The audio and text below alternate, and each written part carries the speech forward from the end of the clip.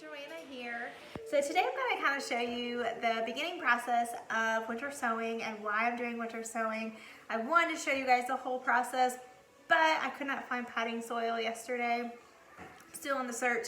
So until I get that potting soil, I'm on stall. But I'm going to go ahead and show you the process as well as explain to you what winter sowing is and why I wanted to do it.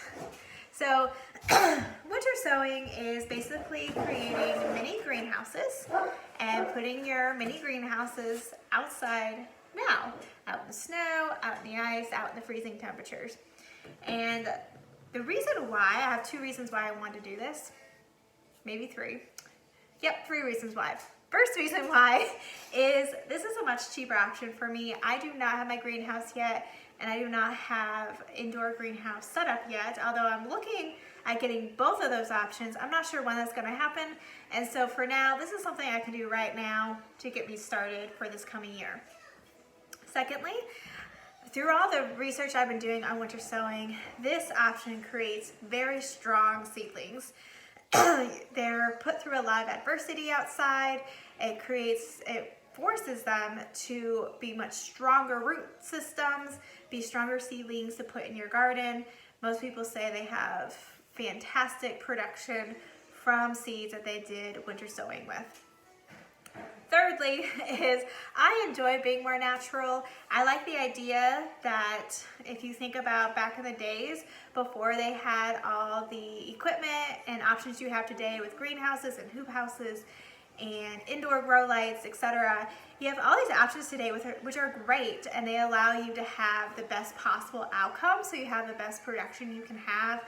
Winter sowing does allow you to go in the more natural way, which I enjoy doing, and doing it the way it was back in the day when seeds were thrown out in the ground and they would wait till the next year and they might germinate and they might not germinate. This gives you a little more optimal that you're going to have something come because these are mini greenhouses, and I'll kind of explain that later. But it also allows you to do it a little bit more naturally by putting it out, in January. It allows it to germinate when it's ready and become that strong seedling that you want.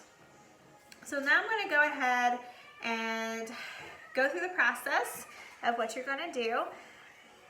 Supplies you need are containers, similar to this.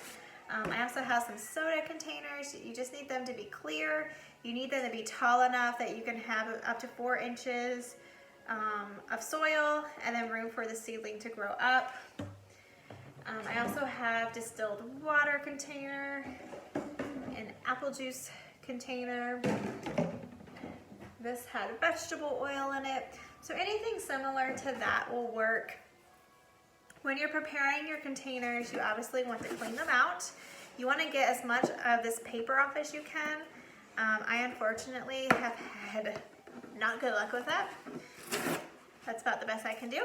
But you want to get as clear as possible so it gets as much sunlight as you can get in it.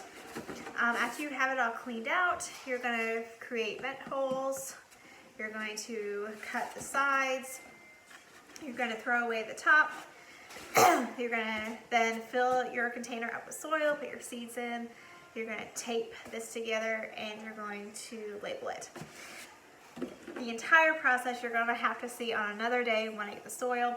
I will show you what I'm doing today is what I just talked about. I'm preparing my bottles. I've been cleaning them. I've been cutting the vent holes. I've been cutting around the top. And that's where I'm at right now.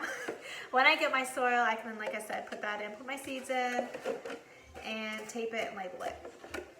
I will show you the rest of the process when I get my soil. A couple tips I want to say since I'm in this spot is, first off, I read that it's best to cut up until there's just a little bit of spot left underneath the handle. That way it stays open pretty well. Good job. Thank you. So that stays open pretty well. Another tip that I heard is using a serrated knife. I have this utility knife.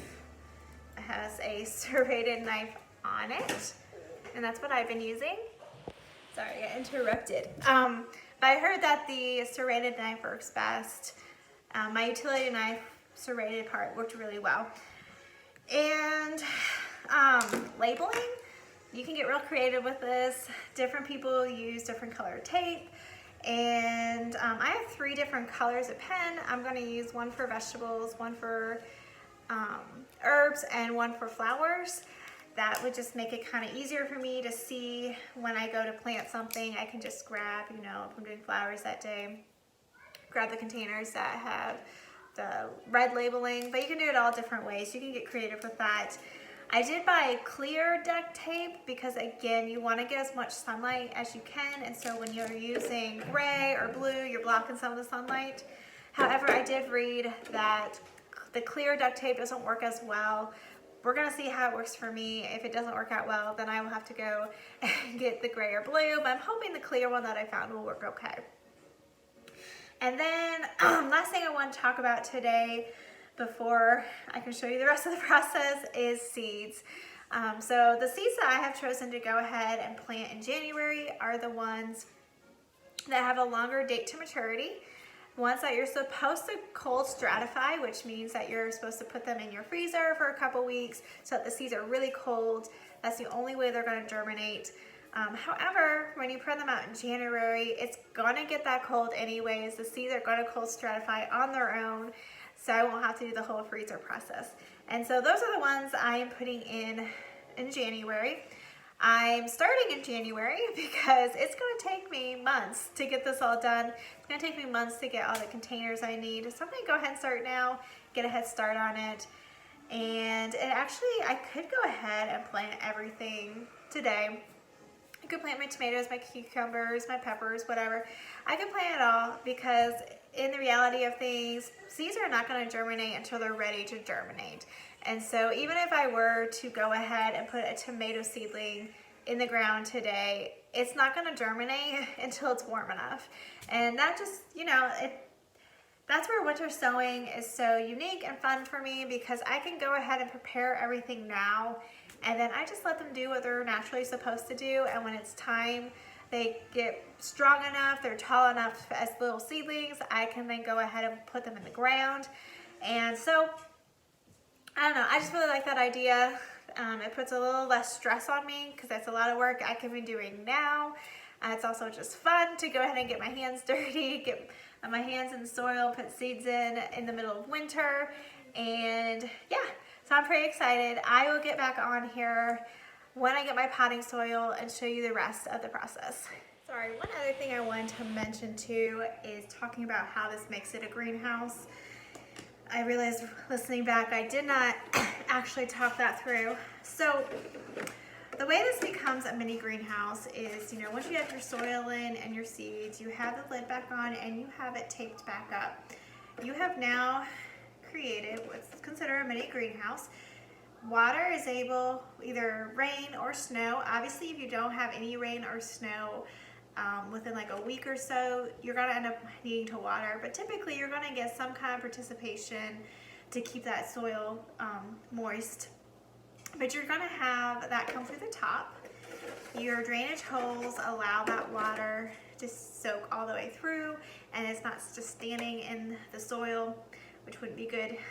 And so, but the light coming in through here, the airflow, the space for water, all of that is just the exact same thing you have in a greenhouse.